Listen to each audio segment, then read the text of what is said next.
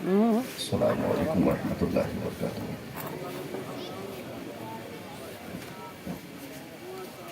الحمد للہ الحمد للہ الذی انزل القرآن ونزل الفرقان وانعم علینا بالایمان وتمنا بالاحسان والصلاة والسلام علی من کان نبی وآدم بین الماء والطین وعلى آلہ وأصحابہ اجمعین اما بعد فاعوذ باللہ من الشیطان الرجیم بسم اللہ الرحمن الرحیم ثم لتسألن یومئذ عن النعیم. صدق اللہ العظیم وصدق رسولہ النبی الکریم. او ممتاز بھیا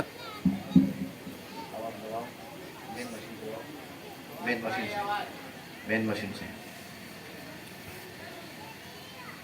نیپال کا یہ حصہ جسے ہم لاہان کہتے ہیں، شاید لاہان یہی صحیح اچارن ہے نا. آنکھوں کے صحیح ٹریٹمنٹ کے لیے پورے ہندوستان میں مشہور ہے، نیپال میں تو مشہور ہے ہی ہے. پہلی بار آپ کے جامعہ کے اساتذہ و دیگر کمیٹی کے افراد کی خواہشات کی تکمیل کے لیے خطیب ملت بلبل نیپال نے حکم فرمایا. میں حاضر ہوا. یہاں سنی مسلمانوں کا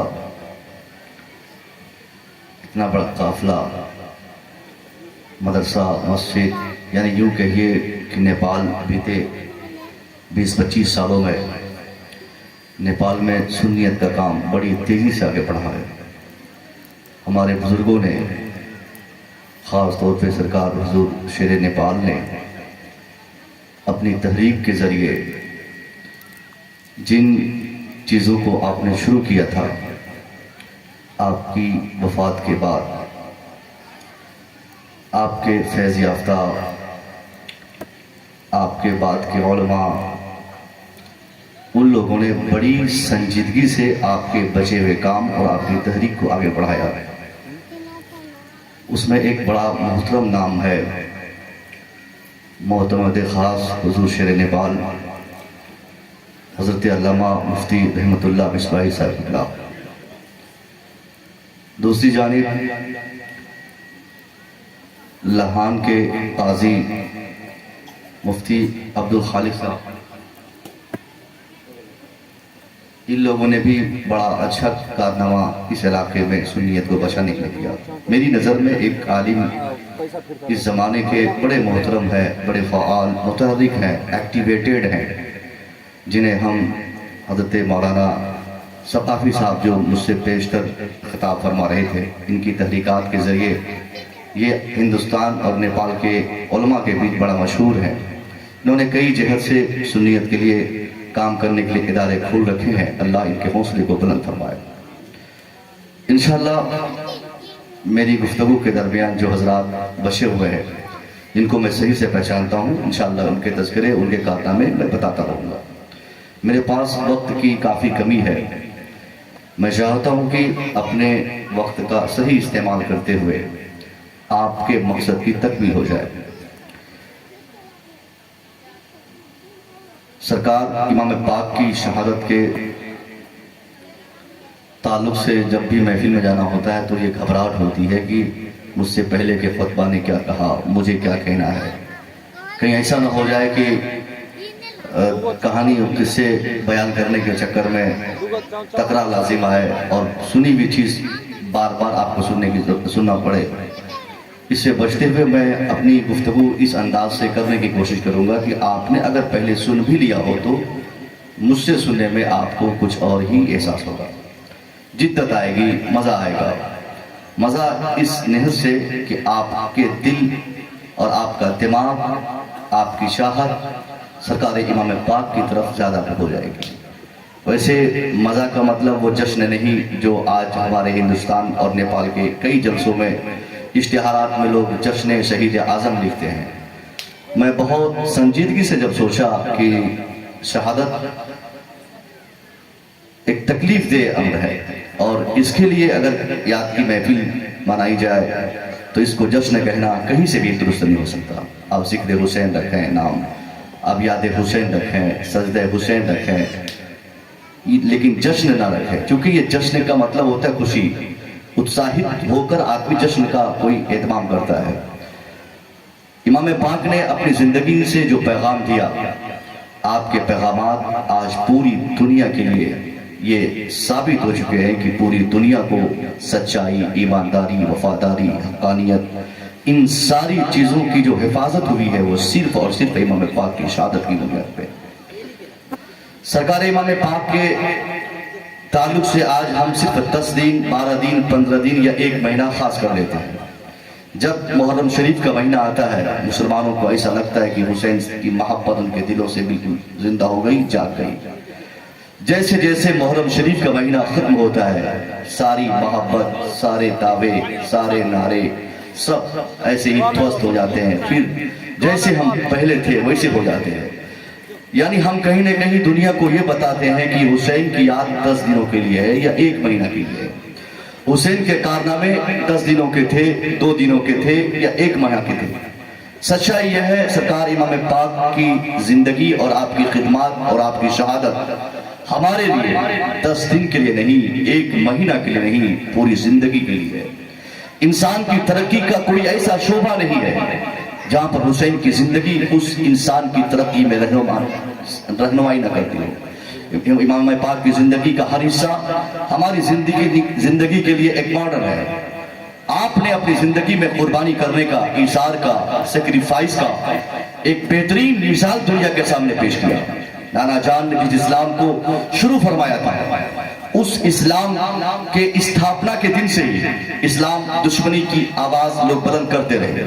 کسی نے نبی پاک کو گالیاں دی، کسی نے پتھروں کی بارش کی، کسی نے آپ کے نانا کو بہت زیادہ تکلیف دے کر آپ کے سر کو تن سے جدا کرنے کی تحریکیں چلائی.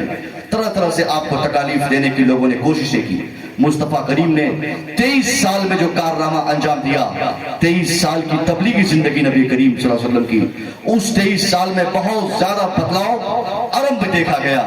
اب آپ کی وفات کے بعد آپ کے بچے ہوئے کام کو آگے پہنچانے کے لیے صدیق اکبر آگے آئے. صدیق اکبر 2 سال کچھ مہینے تک، 2 ماہ کچھ دن تک آپ پر حیثیت خلیفہ مسلمانوں کے بیچ آپ قائم رہے. آپ کے بعد سید حضرت فاروق اعظم کا زمانہ آیا، پھر فاروق اعظم کے بعد عثمان غنی کا دور آیا.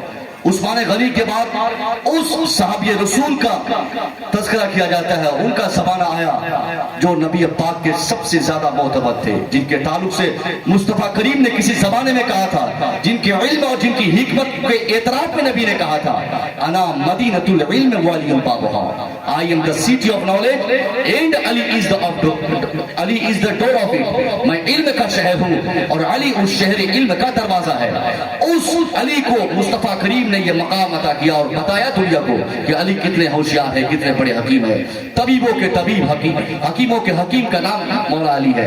مولا علی تقریباً 5 سال تک خلیفہ رہے اور 5 سال کمپلیٹیشن کے بعد سے پہلے ہی آپ نے سوچا کہ ذرا میں چیک کر لوں، لوگوں سے پوچھ لوں کہ میری خلافت میں کن کو مجبوری آئی، کون دکھی ہے، کون خوش ہے. آپ نے ایک اسلامی سیاست کا بہترین فارمولا اپنی زندگی میں جو پیش کیا، اعلان عام فرماتے ہوئے لوگوں سے کہا، اے دنیا والوں، لگ بھگ 4 سال کمپلیٹ ہو چکے ہیں. اب میں چاہتا ہوں کہ اپنے 4 سال کا ریزلٹ اور رپورٹ کارڈ تم سے جان لوں.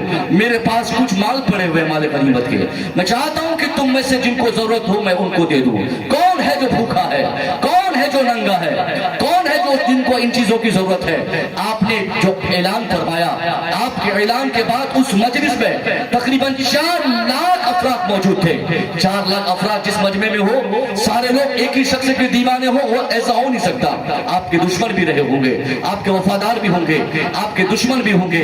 ان 4 لاکھ کے مجمع سے سرکار مولا علی نے جو بار بار آپ نے ریپیٹ کرتے ہوئے کہا، کون ہے تم میں से जो मेरी खिलाफत में जिनको गुर्बत का एहसास रह गया और उनकी गरीबी दूर न हुई और वो आदमी मुझे अपना बादशाह सही से तस्लीम न कर सका।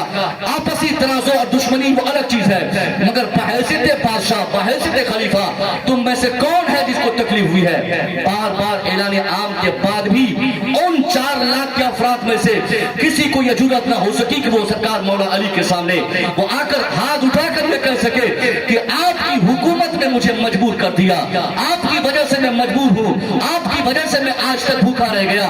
क्योंकि सरकार मौला अली ने इस तरीके से इस्लामिक हुकूमत को आपने किया और इस तरह आपने आने वाली जिंदगी में मुसलमानों को पैगाम दिया हुकूमत करने का। आज इस जमाने में कोई नेता अगर बने 5 साल के लिए, क्या उनको ये जरूरत है?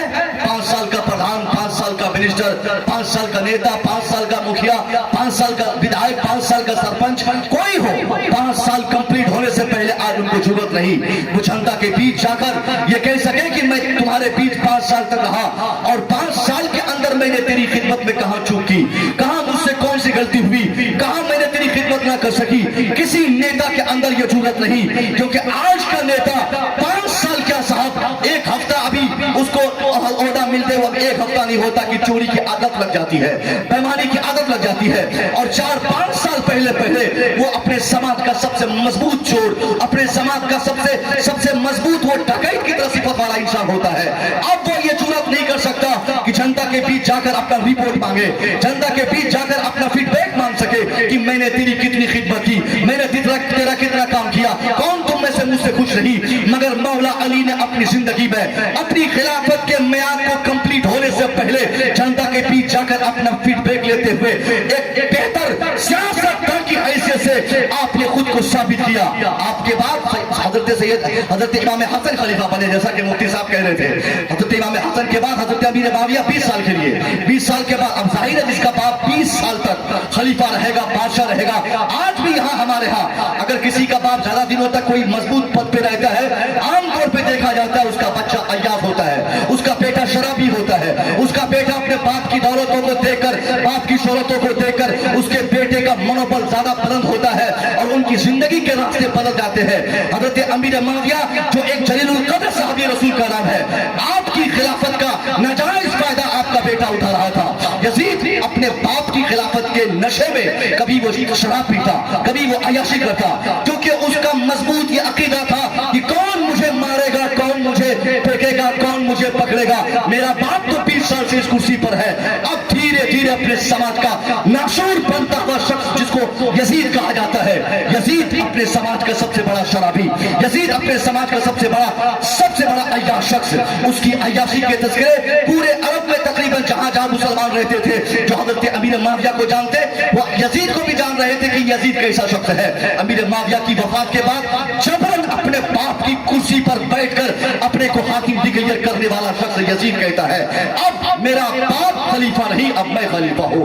अब ये कुर्सी जो सिद्दीक़ अकबर से होते हुए, फारूक आजम से होते हुए, उस्मान गनी से होते हुए, अली के दरवाजे से होते हुए, हसन के से मिलते हुए, अब्बा से मिलते हुए मुझ तक आई, अब इस कुर्सी का तरह मैं मालिक हूँ। पूरी हुकूमत में ऐलान करवाया कि अब मुसलमानों का बादशाह मैं हूँगा, मेरी मर्जी से आजान दी जाएगी, मेरी मर्जी से नमाज होगी, मेरी मर्जी से काम होगा। यानी शरीयत में अपनी तबीयत की मुदाखलत और इंटरफेरेशन के जज्बे को लेकर जब यजीद आगे बढ़ता है, यजीद कहता है अब मुसलमानों का हाकिम मैं बनूंगा। अपने दरबारियों को बुलाया, कहा ऐलान कर दो पूरे शहर में कि अब मैं तुम्हारा बादशाह हूँ। उन्हीं लोगों में से चंद आकर कहते हैं कि आज तुम मेरा बादशाह होंगे, क्योंकि आप भी शराबी मैं भी शराबी, आप भी बेनमाजी मैं भी बेनमाजी, आप भी फासिक और मैं भी फासिक। यानी यजीद को समझाया गया कि अगर आप कंप्लीट बादशाह बनना चाहते हैं तो सिर्फ हमारे समर्थन से और इस कुर्सी पर बैठ जाने से आप मुसलमानों का खलीफा कतई नहीं बन सकते। अगर आमतुल मुस्लिमीन का खलीफा बनने का शौक आपके दिल में है तो इसके लिए एक काम आपको करना होगा। कहा कौन से काम? कहा जब तक आपको अली का बेटा हुसैन दस्तखत नहीं करते, वो सपोर्ट नहीं करते, जब तक वो अपना समर्थन और अपनी हिमायत किसी तरह से आपको ना दे दे, तब तक आपकी ये कुर्सी मजबूत नहीं मानी जाएगी। आप बादशाह होंगे शराबियों के, बादशाह होंगे नवाबियों के, बादशाह होंगे अय्याशों के, फासिकों और फाजिरों के, मगर आप एक नमाजी के बादशाह नहीं होंगे, आप मुसलमानों के बादशाह नहीं होंगे। लिए हुसैन का सपोर्ट लेना जरूरी होगा, हुसैन की हिमायत लेनी जरूरी होगी। जब तक हुसैन आपकी मदद नहीं करते, हुसैन आपकी पुष्टपनाही नहीं करते, तब तक आपको तमाम मुसलमान खलीफा नहीं मानेंगे। अब ये सुनकर यजीद को घबराहट हुई, वो कहा इसके लिए क्या करना पड़ेगा। अपने नुमाइंदों को तुरंत भेजा कि कैसो ही खबर करो, मदीने में जाकर हुसैन को बोलो कि वो मुझे अपनी हिमायत है, वो अपना सपोर्ट है, वो अपनी तरफ से अपना सपोर्ट का हाथ बढ़ाए, वो दस्तखत लेटर भेज दे। ये हमेशा का दस्तूर है साहब। आज भी विधायक हमारे इंडिया में बेचा जाता है। एक आदमी नेता बनता है, सीएम बनता है, 3 साल 2 साल 2.5 साल अभी कंप्लीट नहीं हुआ, रातों रात विधायक बिक जाता है, उसका साइन बेच दिया जाता है, 1 करोड़ 2 करोड़ में बेच दिया जाता है और अपना समर्थन वो किसी दूसरी पार्टी के नेता को दे दिया। अब मुख्यमंत्री रातों रात चेंज हो जाता है। आपके नेपाल में हुकूमत की क्या सूरत होती है मुझे नहीं मालूम, मगर मेरे इंडिया में तो साहब आदि जा चुके हम लोग। हमारा जो बगल का राज्य है, आपके बगल का राज्य बिहार है, बिहार के मुख्यमंत्री साहब ने तो कई मरतबा ऐसा किया, इधर की पलटी उधर, उधर की पलटी उधर। ये हुकूमत में ऐसा होता है। अब यजीद सोचा कि कम से कम हुसैन अगर अपना दस्तखत लेटर दे देते, हिमायती लेटर जारी कर देते, तो हमारी मदद मिल जाती, हमको मदद मिल जाती, और हम जैसे हम अपने दरबारियों के बादशाह है ऐसे पूरे मुसलमानों के बादशाह हो जाते। फिर हमें कोई रोकता नहीं, मेरी मर्जी का काम होता, मैं जो चाहता वो होता। इमाम पाक को जैसे खबर दी गई यजीद समर्थन मांग रहा है, यजीद सपोर्ट मांग रहा है, यजीद हाथ मांग रहा है, यजीद मदद मांग रहा है। वो इमाम जिन्होंने शरीयत मुतहरा की बुनियाद के वक्त से आपने उसकी अहमियत समझी, मुस्तफा करीम ने जिन्हें समझाया, परवरिश के दौर से ही इस्लाम और इस्लामिक शरीयत को जिन्होंने करीब से देखा था, वो हुसैन कतई ये नहीं चाहते और कभी ये गवारा नहीं करते कि इस्लाम का बागडोर और उसकी जिम्मेदारी किसी ऐसे शराबी को दी जाए जो शराबी अपनी तबीयत के मामले में पूरे अरब में मशहूर है। इमाम पाक ने मानने से इनकार कर दिया, प्रेशर बढ़ता गया, यजीद दावे पे दावे करता गया, अपने नुमाइंदों को भेजता रहा, बार बार धमकियां देता रहा, हुसैन अपना समर्थन दो, हुसैन अपनी मदद के लिए लेटर भेजो, हुसैन अपनी हिमायत दे दो, हुसैन अपना हाथ दे दो, हुसैन अपनी मदद का हाथ बढ़ाओ। बार बार यजीद मांग रहा है, हुसैन बार बार इनकार कर रहे हैं, मैं अपना हाथ नहीं दे सकता, मैं मदद नहीं कर सकता। मैं आप तमाम हजरात को रोककर एक पॉइंट बताना चाहूंगा, इस मकाम पर यजीद बादशाह है, यजीद के पास 22,000 से ज्यादा लोग हमेशा भाले और तीर लेकर खड़े हुए इर्द गिर्द खड़े रहते थे। यजीद वक्त का बादशाह है, उनके पास पैसों की फरावानी है, उनके पास दौलतों की रेल पेल है, बावजूद इसके कमी अगर किसी एक चीज की खल रही थी तो वो कमी सिर्फ हुसैन के हाथ की कमी थी, हुसैन के सपोर्ट की कमी थी, हुसैन के मदद की कमी थी। यजीद बादशाह होकर बार बार मुतालबा करके अपनी हैसियत बता रहा है, ये हुसैन मेरे पास कुर्सी है, मेरे पास दौलत है, मेरे पास शोहरत है, मेरे पास ताकत है, मेरे पास असलहे है, मेरे पास सारी चीजें हैं, मगर जो आपके पास है वो मेरे पास नहीं। यजीद मांग कर अपनी हैसियत बता दिया कि मैं बादशाह होकर भी भिखारी हूँ और आप गरीब होकर भी बादशाह है, आपके पास कुछ ना होकर भी सारी चीजें हैं। हुसैन ने भी अपनी हैसियत बताया कि मैं ये हाथ नहीं दे सकता और कतल नहीं दे सकता, प्रेशर चाहे जितना बढ़ जाए। मदीने में आए तब भी प्रेशर पड़ा, कूफा में आए तब भी प्रेशर पड़ा, हर तरफ से दबाव बढ़ता गया, यहाँ तक कि आपको धमकी दी गई अगर तुम अपना हाथ नहीं दोगे तो बच्चों को मरता हुआ देखोगे, अपने मानने वालों को तड़पता हुआ देखोगे, कभी भांजा मरेगा, कभी बेटा मरेगा, कभी भतीजा मरेगा, उन लोगों की लाशों में घोड़े दौड़ेंगे, क्या तुम बर्दाश्त कर पाओगे? इमाम पाक ने तसव्वुरात की दुनिया में कहा था, हालात चाहे जैसे भी हो मगर कतल में नापाक हाथ में अपना मुबारक हाथ को टच नहीं करने दूंगा। ये हाथ मेरा अकेले का हाथ नहीं, इस हाथ को मजबूत करने के लिए बद्र में 14 अफराद ने अपनी शहादत दी थी। इसी हाथ की मजबूती के लिए उहद और खैबर और खंदक में न जाने कितने मुसलमानों को अपनी शहादत के जाम पीने पड़े थे। इसलिए मैं ये हाथ मामूली शख्स के हाथ में नहीं डाल सकता। इमाम इनकार करते रहे। दुनिया ने देखा जब इमाम पाक को चारों तरफ से दुश्मनों ने घेर लिया, तीरों की बारिश हुई, सजदा का वक्त आया, आपके सरे अक़दस को तन से जुदा किया गया। उस मकाम के उसके बाद जब इब्ने ज़ियाद को इसका ख्याल आया कि अब तो हुसैन शहीद हो गए, बहुत देर मस्तिक हो गई, वो लोग ढोलता से बजाए, बड़े नारे लगे। उसके बाद अपने लोगों से कहा, इब्ने ज़ियाद ने शिमले से कहा कि जाओ हुसैन के मरने के बाद उनके मक्तल में जितनी चीजें हैं सब उठा लाओ। सब लोग दौड़ पड़े, किसी को घोड़ा मिला, किसी को अंगूठी मिली, किसी को घोड़े का लगाम मिला, जो जिस नीयत से पहुंचा था खोजने की कोशिश किया, आपका इमामा कोई पाया वो ले भागा, किसी को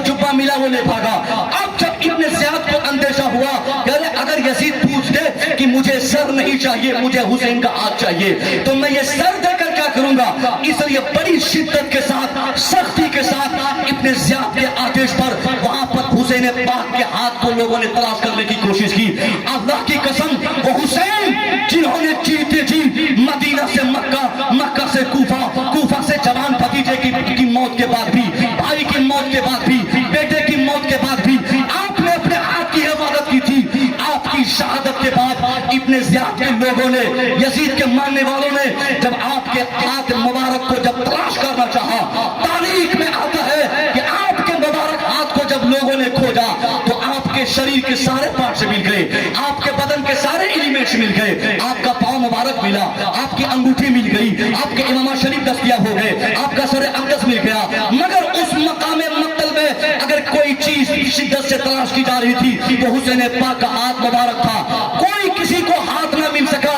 تب ابن زیاد کہتا ہے کہ ہاتھ کٹتے کو میں نے دیکھا, ہاتھ تو کٹا ہے مگر یہ ہاتھ گیا کہاں.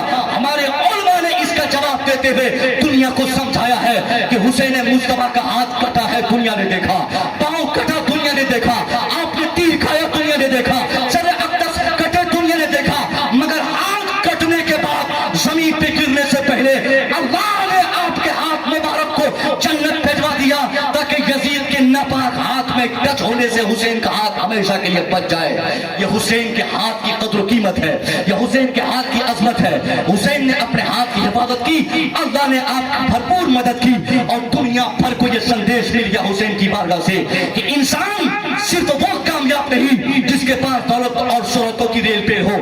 انسان وہ کامیاب ہے جو اصولوں کا پابند ہوتا ہے, جو سدھانت کے مطابق اپنی زندگی گزارتا ہے.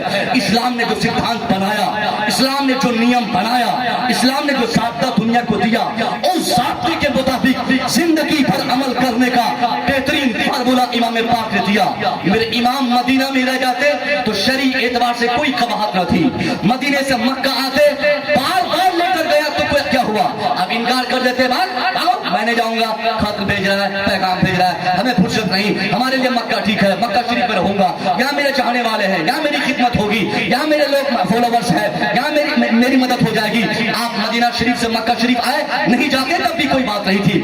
آپ وہاں سے پھر کوفہ آ گئے, پھر بھی آپ واپس آ جاتے, شرعی کوئی قباحت نہ تھی. مگر آپ نے عظیمت کے باب پہ عمل کیا, آپ نے دنیا کو ثابت کر دیا کہ میں کوئی معمولی شخص نہیں, یہ ذمہ داری میری تھی. آپ نے اپنی ذمہ داری کا بھرپور استعمال کیا اور پوری دنیا کے مسلمانوں کو ہمیشہ کے لیے ایسی شریعت سے بچا لیا جس شریعت کو پھیلانے کے لیے یزید ہمیشہ تیار رہتا تھا, جس شریعت میں مجاز یزید نے دیا تھا کہ شراب آدمی پی سکتا ہے, شراب پی کر نماز پڑھ سکتا ہے, آدمی مسجد میں جا کر شراب رکھ سکتا ہے.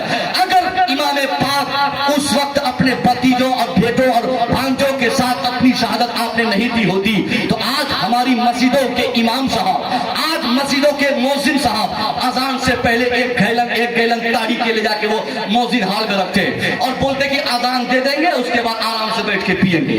امام صاحب ایک انگلش دارو لے کے جاتے اور وہ کہیں آرام سے رکھ دیتے, بولتے فجر کی نماز کے بعد پیئیں گے, عشاء کے بعد. مطلب ایک روایت بن جاتی, کون منع کرتا, کون روکنے والا تھا. مگر امام نے یہ اندیشہ دیکھا, یہ اندیشہ ظاہر کیا کہ اگر آج یزید کو نہ روکا جائے, آج کسی طرح یزید کی طبیعت کو دوست نہ کیا جائے تو ایک ماحول بن جائے گا. اسلام اور اسلامی معاشرے میں یزید کی طبیعت ایسی داخل ہو جائے گی, لوگ اسے دلیل سمجھ لیں گے اور آنے والے زمانے میں شریعت کا کوئی ویلو نہ رہ جائے گا, شریعت کی عظمت مسلمانوں کے دلوں سے ختم ہوتی جائے گی.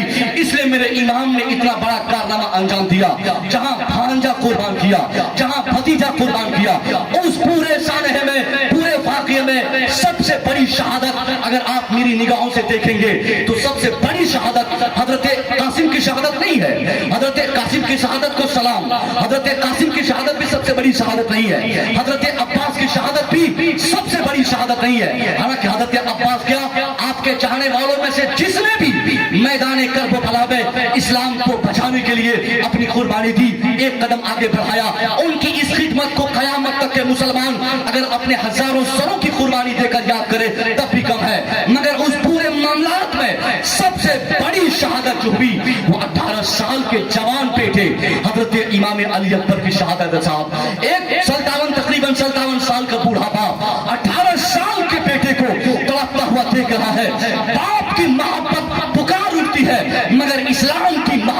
अब इस्लामिक शरीयत क्या की ऐसी फिक्र आपके दिमाग में है कि बेटा तड़प रहा है, बाप का कदम पीछे नहीं होता, बेटा आके कहता अब्बा आप कौन आपके खेमे में बचा है, अब्बा आपके साथ देने वाले जितने लोग थे सब शहीद हो गए, अपने कासिम बचे, अपने अब्बास बचे, अपने दूसरे यार बचे, दूसरे मददगार बचे, अब्बा अब आपके कौन बचे हैं, सिर्फ आपका एक बेटा जो छोटा अली असगर है, एक मेरा भाई हजरत ज़ैनुल आबिदीन जो बीमार है, और लड़ने के काबिल अगर कोई इस वक्त आपके अलावा है तो अब्बा सिर्फ मैं हूँ, मुझे इजाजत मिल जाए, मुझे आप इजाजत मरहमत फरमाए ताकि मैं जाकर यजीदियत के मुकाबले में इस्लाम को साबित करूँ। तारीख बताती है हजरत अली अकबर ने अपने वालिद मोहतरम से जब ये इजाजत आपने मांगी, इमाम पाक ने इजाजत देने से सिरे से इनकार फरमा दिया। आपने कहा बेटा मैं कभी इजाजत नहीं दे सकता, बेटा मेरी हालत तो देख रहा है ना, 57 साल के इस बुढ़ापे में एक बाप के लिए सबसे बड़ी जरूरत की चीज उसके बेटे की जवानी होती है। मेरा बेटा मैं तुझे नहीं गवा सकता, कासिम को मैं गवा लिया, अब्बास को मैं गवा लिया और खानदान के दूसरे अफराद शहीद हो गए, मगर ए मेरा बेटा अली अकबर तुम मेरे खानदान की अमानत हो, तेरी शक्ल मेरे नाना की शक्ल की तरह है, तेरी आंखें मेरे नाना की आंखों की तरह है, बेटा अली अकबर तुझे देखता हूँ तो मुझे मेरे नाना की याद आती है, तुझे अगर कुछ हो जाए तो किसका चेहरा देखकर नाना को याद करूंगा, किसकी आंखें देखकर नाना के आंखों का एहसास मेरे दिलों में पैदा होगा, इसलिए मेरा बेटा अली अकबर तुम मत जाओ, बारी मेरी है, यजीद को मेरा खून चाहिए, यजीद को मेरा हाथ चाहिए, इब्न ज़ियाद को मेरा सर चाहिए, मैं चाहता हूँ बेटा तुम बच जाओगे। इमाम अली अकबर बहुत दिलेरी से जवाब देते हैं अब्बा हाँ ये आपकी मोहब्बतें बेदरी बोल रही है, मगर ए मेरे अब्बा हुजूर मैं ये डर रहा, मुझे ये खौफ हो रहा है कि कल जब तारीख करबला कोई बयान करेगा, जब करबला का इतिहास कोई लिखेगा, मैं बच जाऊं आप शहीद हो जाएं तो एक इल्जाम आप पे ये लगाया जाएगा, दुनिया कहेगी हुसैन अपने मकसद खास मकसद की तकमील के लिए गए थे, हुसैन खुद गर्ज थे, हुसैन अपने बच्चे को बचा लिए, अब्बा हुजूर दुनिया कहेगी भतीजे को हुसैन ने आसानी से मरवा दिया, भांजे को हुसैन ने आसानी से कटवा दिया और दूसरे अफराद को हुसैन ने आसानी से जंग के मैदान में मरवा दिया, अपने बेटे को बचा लिया, अपने बेटे को बचा लिया। अब्बा मैं चाहता हूँ ये इल्जाम आपके सरों पर न आए और तारीख बयान करने वाला कोई मुहर्रिक जब सामने आए, तारीख करबला पर लिखने के लिए जब कोई इतिहासकार सामने आए,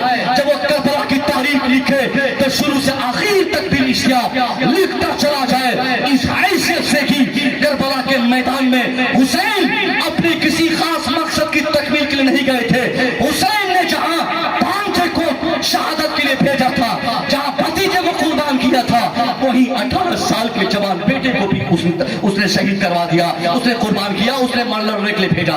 ये ज़हन आपने जब दिया, आपके बेटे के ऊपर के प्रेशर ने आपको मजबूर किया, आपने कहा ठीक है जाओ बेटा अगर तुम यही कहते हो तो, लेकिन मैं नहीं चाहूंगा कि तुझे मैं कभी लड़ने भेजूं, क्योंकि अब तक मैंने जिनको इजाजत दी है कोई जिंदा वापस नहीं आ सका, इसलिए मेरा लाल मैं चाहता हूं कि कहीं तुझे कुछ न हो जाए। आपने बार बार मना किया, बावजूद इमाम अली अकबर तैयारी करने लगे, आपने फिर आखिरी सलाम अपने वालिद मोहतरम को की और उसके बाद आप चले गए लड़ने के लिए। घंटों लड़ने के बाद गाजर मूली की तरह यजीदी खेमे के उन बदमाशों को आपने जहन्नम पहुंचाने में कोई कोताही नहीं की। बहुत ताखीर के बाद जब आप बिल्कुल कमजोर हो गए, 3 दिन की भूख, 3 दिन की प्यास की शिद्दत, जवान अली अकबर कई घंटे से तलवार चला रहे हैं, अब जब चौतरफा ये तकलीफ आप चौतरफा तकलीफ से घिर गए, आपको एहसास हुआ कि पानी मिल जाता तो बड़ा अच्छा होता, बाएं देखा, आवाज लगाई कोई पानी पिला दो, मगर कोई पानी पीने को सामने न आया। इमाम अली अकबर ने सोचा कि अब इस हालत में कौन हमारी मदद करेगा, आपने अपने घोड़े को इशारा किया कि कोई तुझे पानी नहीं देगा, कोई तेरे अली अकबर को, तेरे सवार को पानी नहीं देगा, चल अपने ही खेमे में, मुमकिन है जब से मैं यहाँ आया इतनी देर में मेरे वालिद साहब को कहीं से पानी मिल गया होगा, आप पानी का इंतजाम कर लिए होंगे। धीरे धीरे इसी इरादे से आप अपने खेमे की तरफ आप अपने घोड़े को बढ़ने के आपने इशारा फरमाया। आपका घोड़ा जैसे जैसे खेमे के करीब आता गया, इमाम पाक देख क्या रहे हैं कि मेरा अली अकबर जो अभी शेर की तरह दहाड़ रहा था, क्यों थोड़ी देर में ही वापस आ रहा है। लगता है अली अकबर डर गया, लगता है शिमर से कोई मादा हो गया, लगता है किसी बात का एग्रीमेंट इन लोगों के बीच हो गया। यानी तरह तरह के ख्यालात इमाम पाक के दिलो दिमाग में आने लगे।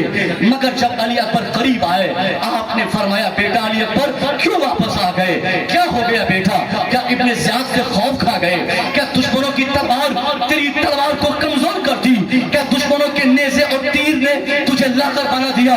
अली अकबर रो कर कहते अब्बा नहीं नहीं, मैं झुका नहीं, मैं डरा नहीं अब्बा, मैं डरने वालों की जमात में से नहीं अब्बा, मैं तो शेर खुदा का शेर अली अकबर हूँ, मैं डरने वालों में नहीं अब्बा। ये जवान बेटे का चेहरा तो देखिए, ये जवान बेटे के रुखसार तो देखिए, जवान बेटे के चेहरे की मतानत तो देखिए अब्बा। 3 दिन की प्यास ने मुझे कमजोर कर दिया, 3 दिन की भूख ने मुझे लागर बना दिया। अब आपके बेटे को तलवार चलाने की ताकत नहीं, अब आपके बेटे को लड़ने की कुव्वत नहीं अब्बा।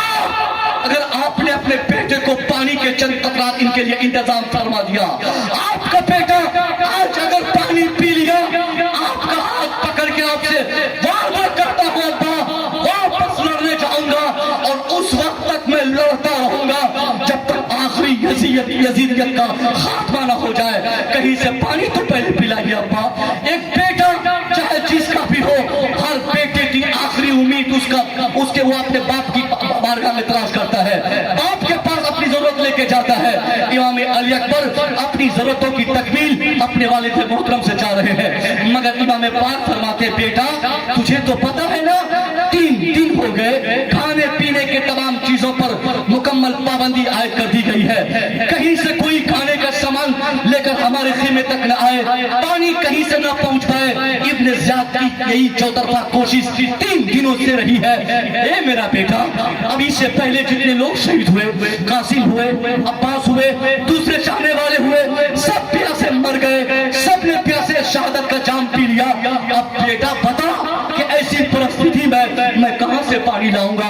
बेटा पानी का कोई रास्ता मुझे दिखाई नहीं देता, तेरे लिए बेहतर यही है तू सब्र कर ले, घोड़े पे सवार हो जा, लड़ने के लिए मैदान में जा, और उस वक्त तक लड़ता रह जब तक तेरे जिस्म में जान बची हुई है।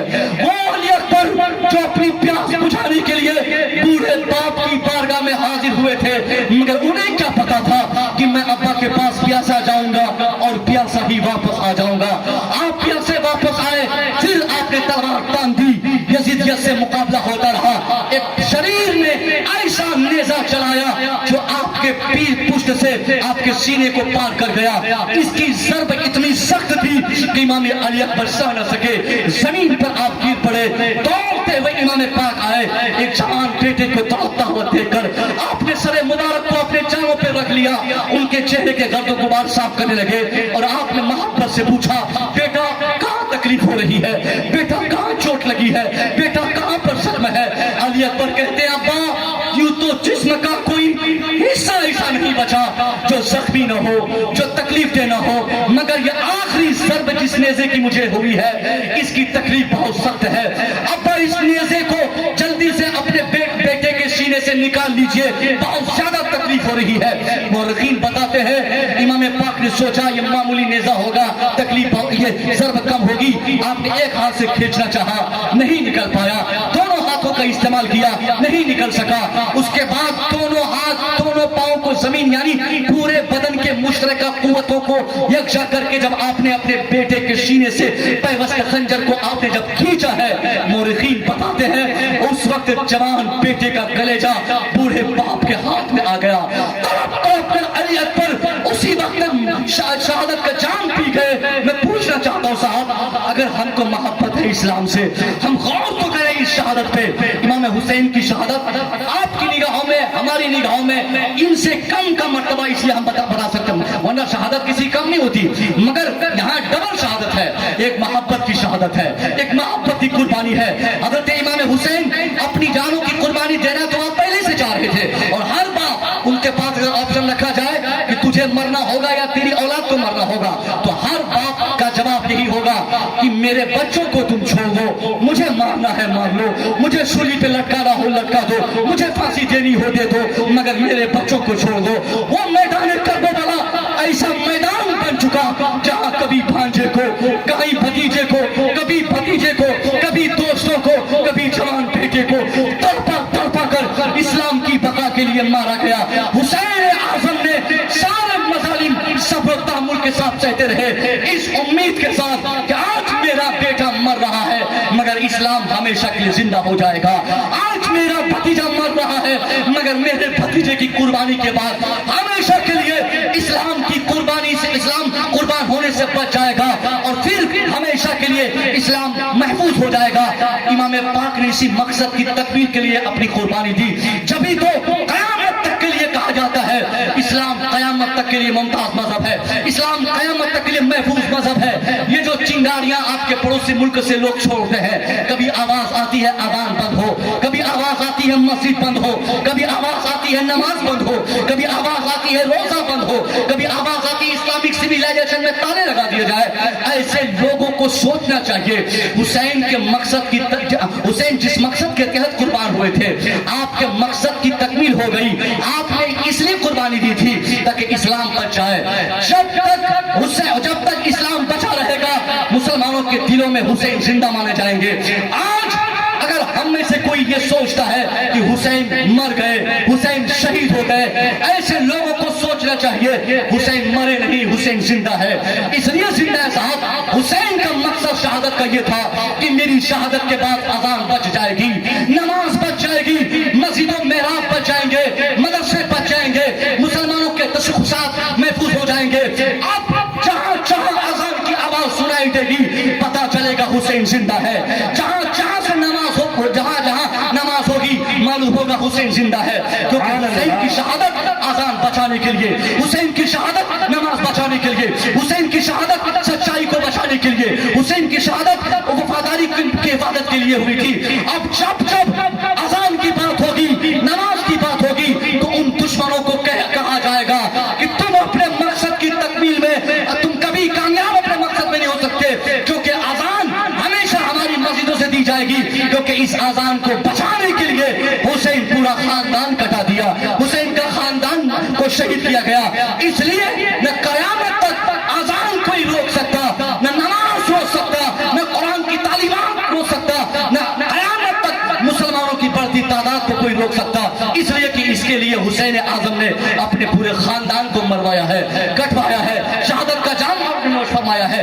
यह आपकी शहादत का मकसद था। मगर हमने क्या किया, हर साल सिर्फ किस्सा सुनने का शौक। अभी मैं यहाँ आया तो देखा एक पर्ची लिखी हुई थी, उस पर्ची में लिखा हुआ था, किसी खतीब साहब को, पेशो खतीब को किसी ने कहा कि हुसैन के ताल्लुक से किस्सा कहानी सुनाया जाए, शहादत सुनी जाए, शहादत सुनाया जाए। शहादत सुनने का शौक आपको है मगर शहादत पर अमल, शहादत के मकासिद पर अमल करने का शौक नहीं है। हमसे ज्यादा किस्सा तो शियों को याद है, हमसे ज्यादा कहानियां तो उन लोगों को याद है जिनका ताल्लुक, सच्चा ताल्लुक हुसैन आजम से दूर दूर तक नहीं है। अहले सुन्नत के अकीदे के मुताबिक उनका कोई वास्ता नाम हुसैन से नहीं है। मगर वाकया आपसे ज्यादा वो लोग जानते हैं। आज के जमाने में वाकया नहीं, वाकया के जो निकात है उस पर गौर करके अमल करने की जरूरत है। आज हिंदुस्तान का एक बड़ा नेता जिसको आजाद भारत में मरने वाले नेता में बड़ा मौजूद नाम है, जिसको मिस्टर गांधी कहते हैं। गांधी को हर नेपाली भी जानता है बड़ी इज्जत से। लोग एक समाज में मखसूस समाज के लोग उनको महात्मा गांधी कहते हैं। महात्मा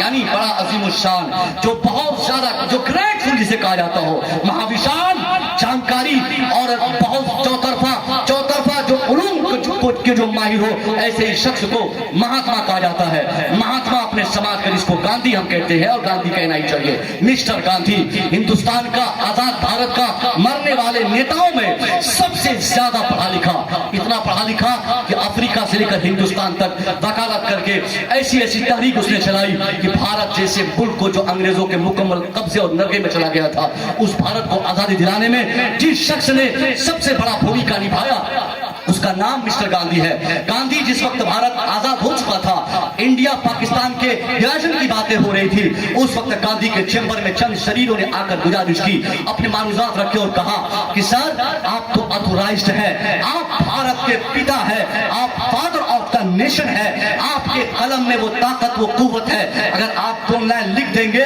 कि भारत में कोई अजान न हो, भारत में कभी नमाज न हो, भारत में कभी नमाज पढ़ने वाला न मिले, भारत में कभी इस्लाम की तबलीग करने वाला न हो, तो बड़ा अच्छा होता। आप अगर ये लिख देंगे तो हमेशा के लिए झगड़ा खत्म होगा और फिर हिंदुस्तान में कभी अजान न होगी, हिंदुस्तान में कभी कुरान की तबलीग न होगी, हिंदुस्तान में कभी कुरान की तालीमात को आम करने के लिए मकातिब व मदारिस नहीं बनाए जाएंगे और जो पहले से बने हैं वो बंद हो जाएंगे। उन लोगों ने अपनी बात गांधी के सामने प्रेशर डाल डाल के रखी।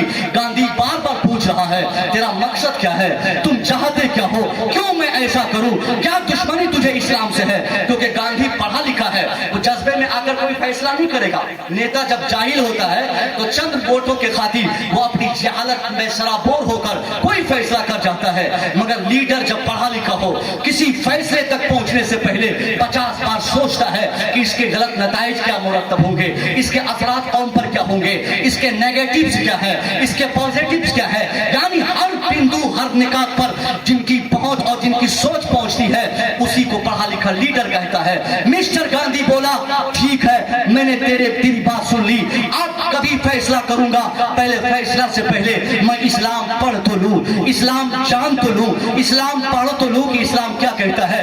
गांधी सुबह शाम सोचता रहा, सारा काम छोड़ दिया, क्योंकि दबाव था उसके ऊपर कि आप पाकिस्तान अलग कर दिए, हिंदुस्तान अलग कर दिए, तो आप तो मैं ये भी लिख दीजिए कि इंडिया में कोई मुसलमान न रहे, यहाँ आजान नमाज न हो, यहाँ मदरसा न हो, यहाँ इस्लाम की तबलीग न हो। अब गांधी को बड़ा फैसला लेना था, इसके लिए इस्लाम पढ़ना उसके लिए जरूरी था। लिहाजा मिस्टर गांधी सुबह शाम सोचता रहा, what is taught in Islam, what is divided in Islam, what is given in Islam. इस्लाम देता क्या है, इस्लाम पढ़ाता क्या है, इस्लाम बताता क्या है, इस्लाम सिखाता क्या है, इस्लाम तबलीग कैसी करता है, इस्लाम किन चीजों की रहनुमाई करता है, इस्लाम किन चीजों की ममानियत करता है।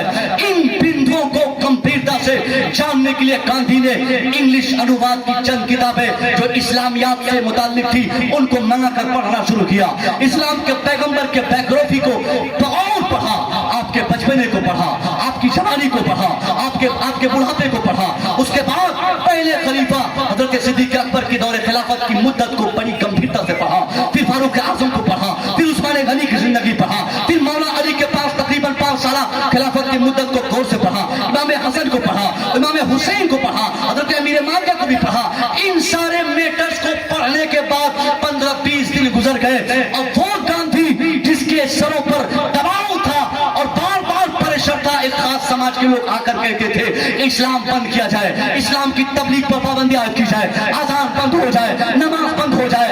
अब उन लोगों को एक चीज निकाल कर गांधी अपने चेंबर से उनको बुलाकर मुतवज्जा करके कहता है, ए लोगों, कहां भाग गए तुम लोग जिनका मानना था कि इस्लाम जुल्म फैलाता है, इस्लाम ज्यादती फैलाता है, इस्लाम कत्ल क़िताल को प्रमोट करता है, इस्लाम खून-रेज़ों को डेवलप करता है। आओ, कहां गए, घरों से निकलो, क्यों नहीं आते मेरे पास? आओ, मैंने इस्लाम पढ़ा है, मैंने इस्लाम जाना है, मैंने इस्लाम समझ लिया, अब सुनो इस्लाम कैसा मजहब है। गांधी उन तमाम इस्लामिक मिजाज के हामियों को बुला, इस्लामिक दुश्मनी के मिजाज को पालने वालों को बुला कर कहता है कि आओ तुम लोग मेरे पास, मैं समझाता हूँ इस्लाम क्या है, मैं बताता हूँ इस्लाम क्या है, मैं सिखाता हूँ इस्लाम क्या है। अब गांधी एक सच्चा इस्लाम को जाहिर करते हुए कलम उठाया, चीख बुलंद हुई, उसने लिखकर पढ़कर ऐलान करते हुए क़यामत तक के मुसलमानों और इस्लामिक दुश्मन ध्यान रखने वालों को मुतवज्जा करके गांधी कहता है, my faith is that the progress of Islam does not depend on the use of sword. वो कहता है, ए मुसलमानों के दुश्मनों, ए इस्लाम के दुश्मनों, जरा मेरे करीब आओ। तुम लोग जो दावा करते हो कि इस्लाम तलवार से फैल रहा है, इस्लाम ताकत से फैल रहा है, इस्लाम खून-रेज़ियां फैलाता है, इस्लाम कत्ल-क़िताल फैलाता है, इस्लाम बड़ी तेजी से आगे बढ़ रहा है, तुम जाहिल हो, तुमको मालूम नहीं कि इस्लाम कितना सुथरा मजहब है, इस्लाम कितना पाकीज़ा मजहब है, इस्लाम कितना अच्छा मजहब है। गांधी कहता है, ये तेरी कजफिक्री की बुनियाद है, तेरी जहालत की बुनियाद पर तुम बोल रहे हो कि इस्लाम कत्ल-क़िताल को प्रमोट करता है। गांधी कहा कि मैंने 15 दिन गुजारे, पैगंबर इस्लाम को पढ़ा, आपके खलीफा को पढ़ा, आपके नवासे को पढ़ा, उसके बाद मुझे ये मालूम हो गया कि इस्लाम कैसा मजहब है। ए दुनिया वालों सुनो, तेरा दावा गलत है कि इस्लाम तलवार से फैला है। Gandhi not preparing date on the use of sword. وہ کہتا ہے میرا وشواس ہے کہ اسلام تلوار سے نہیں پھیلا, اسلام طاقت سے نہیں پھیلا. گاندھی کہتا ہے یہ جو ہر آنے والی شام مسلمانوں کی, ہر آنے والی صبح مسلمانوں کی, ہر آنے والی گھڑی مسلمانوں کی, ہر آنے والا دن مسلمانوں کا, ہر آنے والی جگہ مسلمانوں کی, ہر آنے والا ویکتی مسلمانوں کا جو ہوتا جا رہا ہے, اس کے پیچھے تلوار کا کوئی عمل دخل نہیں. ہاں گاندھی سمجھاتے ہوئے اپنی بات آگے کرتے ہوئے کہتا ہے but the result is that a supreme sacrifice of امام حسین. وہ کہتا ہے آج جو پوری دنیا میں ہر آنے والا دن اسلام کا, ہر آنے والی رات اسلام کی, ہر آنے والی صبح اسلام کی, ہر شخص اسلام کا ہوتا جا رہا ہے, اس کے پیچھے تلوار کا کوئی عمل دخل نہیں. اگر آج اسلام بڑی تیزی سے پھیل رہا ہے تو اس پھیلاؤ کے پیچھے اسلام کے پیغمبر محمد عربی کے نام سے حضرت حسین کی عظیم الشان قربانی کا نتیجہ ہے جو اسلام پھیل رہا ہے.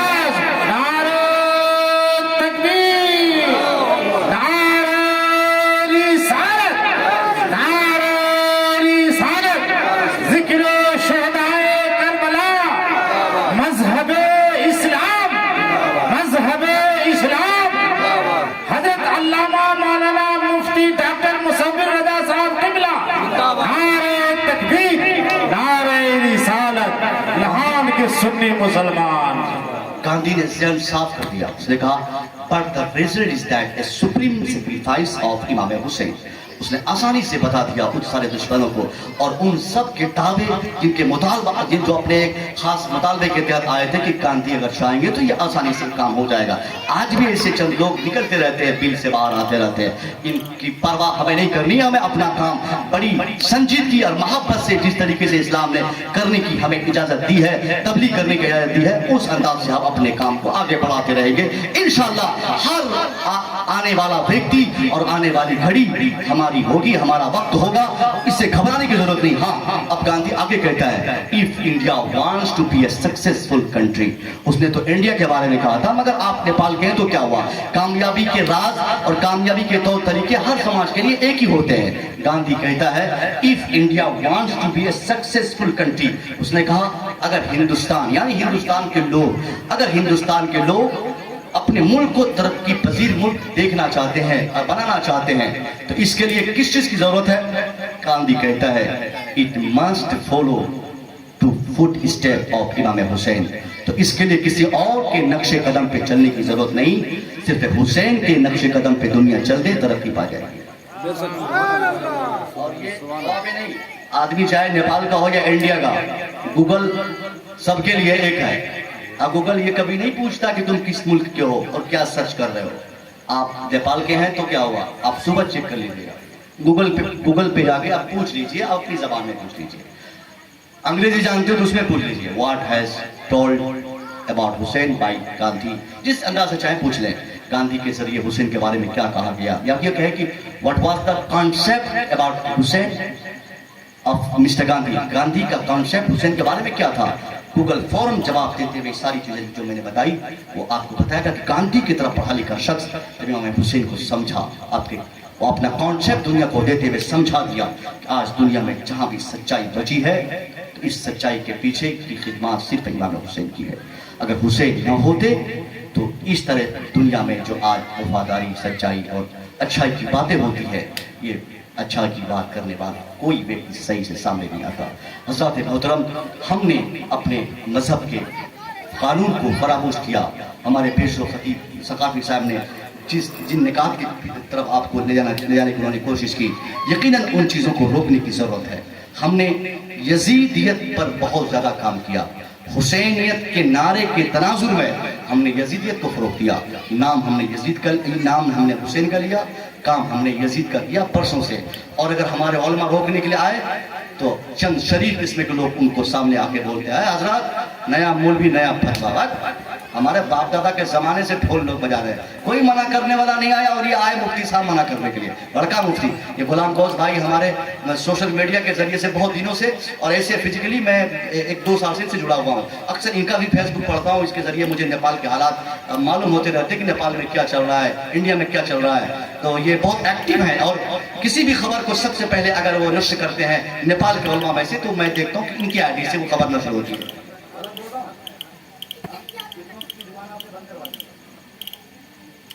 आईडी के जरिए अल्लाह रहम करे, हमारे भाई बड़े अच्छे नकीब हैं, बड़े मुखलिस भी हैं, मैं इनको बहुत पहले से जानता हूँ। मगर मैं आपसे क्या कहना चाहता हूँ कि आज हिंदुस्तान हो या नेपाल, हमने यजीदियत को ऐसा फरोग दिया है, हमने उलमा को बदनाम किया, हमने कहा हजरत क्यों मना कर रहे हैं, ये ढोल ताशे बजाना हमारे बाप दादा के जमाने से है, आप क्यों रोकना चाहते हैं। मैं पूछना चाहूंगा साहब, अगर कोई चीज बहुत दिनों से की जा रही हो, कोई काम बहुत जमाने से किया जा रहा हो, कोई रोकने वाला नहीं आया हो, या कोई नहीं रोका हो, या रोका हो और हम नहीं माने हो, तो इसका मतलब ये थोड़ी है कि वो चीज सही हो जाएगी। अगर यही हाल होता, यही अगर बात होती, तो हर पुरानी चीज जो खराब थी उसको रोकने वाला बदनाम होता। इस्लाम चूंकि 500 साल के बाद रेनवल इस्लाम का पैगंबर इस्लाम ने फरमाया था, तो लोग कहते गए 500 साल से हमारे समाज के लोग तो जो काम कर रहे, ये तो काफिरों की जबान है, काफिरों की बोली है। जिस तरह अबू लहब ने कहा, अबू जहल ने कहा कि हमारे बाप दादा जिनको पूजते हुए आए थे हम वही ना काम करेंगे, मगर नहीं, हम अब हमारे उलमा जो बताएंगे हमको उस पर एतबार करना है। यकीनन साहब, आप में से कोई एक व्यक्ति बता दे, ढोल का एक फायदा गिना दे, एक फायदा बता दे। अगर ढोल बजाने का मुहर्रम शरीफ के महीने में एक फायदा आपको समझ में आता है, तो आप बोलिए, मैं भी ऐलान कर दूंगा कि जरूरतन आप बजा सकते हैं। नहीं बता सकते, क्योंकि ढोल बजाना ये खुशियों से ताल्लुक रखता है, और खुशी में भी ढोल बजाना इस्लाम में जायज नहीं। इस्लाम में किसी नेहा से ढोल बजाना जायज नहीं। और हम शहादत पे, इमाम हुसैन की शहादत के दिन, आशुरा के दिन जुलूस के नाम पे शराब पी के, डांस करके, और दुलदुल बन के, घोड़ा बन के, घोड़ी बन के, ये हम क्या बताना चाहते हैं। हुसैन की अजमत को हम पामाल कर रहे हैं, दुनिया को शायद हम किसी और हुसैन का पता दे रहे हैं, मगर हमारा इमाम, हमारा हुसैन, जिसको हम मानते हैं, जिसको हमें मानना चाहिए, जिन्हें हमें फॉलो करना चाहिए, उन्हें हम फॉलो नहीं करते। इन तमाम कामों में जिस काम की इजाजत हमारे उलमा की तरफ से है, वो सिर्फ जुलूस में शिरकत है, जुलूस की शिरकत। ये ताजिया वगैरह जो आप बनाते हैं, कुछ लोग बोलते हैं मुरवजा जायज है, कुछ लोग कहते हैं ये मुरवजा नाजायज है। अरे कुछ भी नाजायज नहीं है, जायज नहीं है इसमें, कुछ भी जायज नहीं।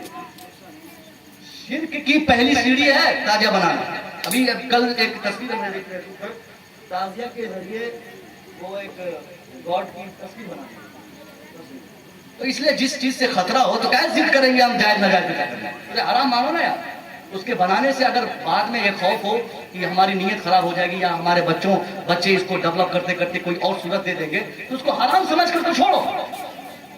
मुरवजा जायज है तो ये नाजायज है, सीधे हराम समझा जाए, उसकी जरूरत नहीं है। आला हजरत ने जो कह दिया वही हमारे लिए सही है। बाकी और लोग इसके जवाब की सूरत निकालने के चक्कर में है, पता नहीं उन लोगों को कौन सा हुसैन से प्यार है। हमको तो वही हुसैन चाहिए जिस हुसैन की शहादत इस्लाम के बका के लिए हुई है, और जिनकी शहादत के बाद यजीद ने ढोल बजाए थे, हम उसी हुसैन के मानने वाले हैं जो शहीद हुए थे, और जिनकी शहादत के बाद यजीद खुश हुआ था। हम अगर जुलूस में शरीक होते, इस पूरे काम में आप जुलूस में शरीक हो जाए, मगर जुलूस की शिरकत का तरीका कैसा होना चाहिए। जुलूस को अखाड़ा न बनाए। अखाड़ा और जुलूस में बुनियादी फर्क क्या है मालूम है? अखाड़े में शराबी जाते हैं, अखाड़े में नवाबी जाते हैं, अखाड़े में शरीफ लोग जाते हैं, और जुलूस में अच्छे नमाजी बादशाह लोग नमाज पढ़ के शरीक होते हैं। मगर हमने आजकल हुसैन के नाम के जुलूस को इतना प्रागंदा कर रखा है कि कोई मुहज़्ज़ब आदमी और कोई मुअज़्ज़ज़ इंसान चाह कर भी जुलूस में नहीं जाता। वो कूद फान, वो डंडे पंडे, वो तलवार भाजना, दूसरे को तकलीफ देना, गालियां बकना, फर्जी करबला में जाने की ऐसी होड़ कि हम पहले पहुंचे तो हम पहले पहुंचे, हमारा ताजिया पहले जाए, हमारा निशान पहले जाए, हम लेकर पहले जाए। इन सारी चीजों ने हमारे समाज को खोखला बना दिया, और जुलूस की शिरकत से इत्तेहाद का जो पैगाम हम दुनिया को दे सकते थे, उस पैगाम को देने में हम नाकाम रहे। इसलिए अब हमारे पास एक ही रास्ता है, अगर हम इमाम हुसैन के जुलूस में शरीक होना चाहते हैं तो इसके लिए ज्यादातर लोग जो बुजुर्ग टाइप के हैं वो सामने आए, शराबियों को बाहर निकाले, बदमाशों को बाहर निकाले, उनको तंबीह करे कि अगर तुमको जुलूस में आना है, तुम्हारा कपड़ा साफ होना चाहिए, नमाज जोहर के बाद आना होगा, नमाज असर पढ़ के आना होगा, मगरिब बाद निकलो तो मगरिब बाद आना होगा, यानी बगैर नमाज पढ़े जुलूस में ना चला जाए और इस तादाद में आए, कोई बच्चा ना बचे, कोई जवान घर में ना हो, और हर मुसलमान की सोसाइटी में नुक्कड़ चौराहे पे हर जगह सबील का इंतजाम हो, बिरयानी का इंतजाम हो, गरीबों को मुफ्त में खाना खिलाने का इंतजाम हो। अल्लाह ने जो ताकत आपको दी है उस ताकत के मुताबिक आप गरीबों को खाना खिलाए, शरबत पिलाए, पानी पिलाए, दुनिया को ऐलान कर दे, ए दुनिया देख, एक अली असगर को प्यासा तूने मारा था, यजीदियों ने मारा था, आज उसी एक प्यासे अली असगर के हजारों गुलाम करोड़ों लोगों को सबील दे रहे हैं, पानी पिला रहे हैं, उनकी प्यास बुझा रहे हैं। और जुलूस में शरीक होने से पहले हम अपने घर वालों से मोहब्बत का पैगाम दें, बेटियों को, बहनों को हम ताकीद कर दें कि तुझे मेले में नहीं जाना है, तुम्हें ठेले में नहीं जाना है, तुझे बाजार में नहीं जाना है, तुम्हें और लड़कों और मर्दों के बीच में नहीं गुजरना है, उस तमाशा को देखने नहीं जाना है। ये माहौल जब पूरी दुनिया से 150 करोड़ मुसलमान दुनिया भर में दिखाने की कोशिश करेंगे, हिंदुस्तान से 30 करोड़ आ जाए, क्या बोलते हैं, नेपाल से 2 करोड़ आ जाए, पाकिस्तान से आ जाए 12 करोड़, अफगानिस्तान से आ जाए 4 करोड़, पूरी दुनिया से तकरीबन 150 करोड़ मुसलमान आशूरा के जुलूस में इस इरादे से शरीक हो जाए कि मेरी शिरकत से इस्लाम आगे बढ़ेगा, मेरी शिरकत से इत्तेहाद डेवलप करेगा, मेरी शिरकत से यूनिटी का पैगाम हम दुनिया को देंगे। और नमाज पढ़ के, अच्छा कपड़ा पहन के, बगैर तलवार के या तलवार लेके आप अगर जुलूस में शामिल होते हैं, कदम कदम पर आपके गांव में सबील का इंतजाम हो, खाने खिलाने का इंतजाम हो, पानी पिलाने का इंतजाम हो, और आप एक एक कदम पे या हुसैन कहते चले आगे बढ़ते जाए, या हुसैन कहते चले आगे बढ़ते चले। कसम खुदा की, एक साल आप ऐसा करें, 150 करोड़ की तादाद पूरी दुनिया के मुसलमान जब सड़कों पे उतरेंगे, सबकी जबान से सिर्फ हुसैन का तज़किरा, सबकी जबान पे सिर्फ हुसैन का नाम, दुनिया कहेगी कि ये हुसैन, इनका नाम ये मुसलमान ले रहे हैं। दुनिया गौर करेगी कि ये आज मुसलमान तलवार लेके सड़कों पे है, मुसलमानों के हाथ में लाठियां जरूर है, मगर ये मुसलमान किसी को तकलीफ नहीं दे रहे हैं, ये मुसलमान किसी को अजियत नहीं पहुंचा रहे हैं। और ये मुसलमान जब इतना मुअज़्ज़ब है और इस कदर अच्छाई को फरोग दे रहा है, तो ये मुसलमान अपने जुलूस में जिस नाम को लेकर आगे बढ़ रहा है वो हुसैन कितना अच्छा होगा, उस हुसैन का किरदार कितना अच्छा होगा। ये पैगाम हम अपने किरदार से दे सकते हैं, चीख कर या हुसैन करके नहीं। हम लोग आ रहे थे अभी जुलूस के, हमारी बस, जिस बस में हम थे, उस बस वाले की हालत खराब थी। उसने बोला कि डर लग रहा है साहब, कहीं कोई भाला ना चला दे, कहीं कोई मार न दे, कहीं कोई शीशा न फोड़ दे। मैंने कहा आप घबराइए मत, मैं बैठा हूं, और मैं आगे खड़ा हो गया। मैं कहा मैं जब तक रहूंगा किसी की जरूरत ना होगी कि आप पे तलवार चलाए या किसी को तकलीफ पहुंचाए, टायर पे लाठी मारे।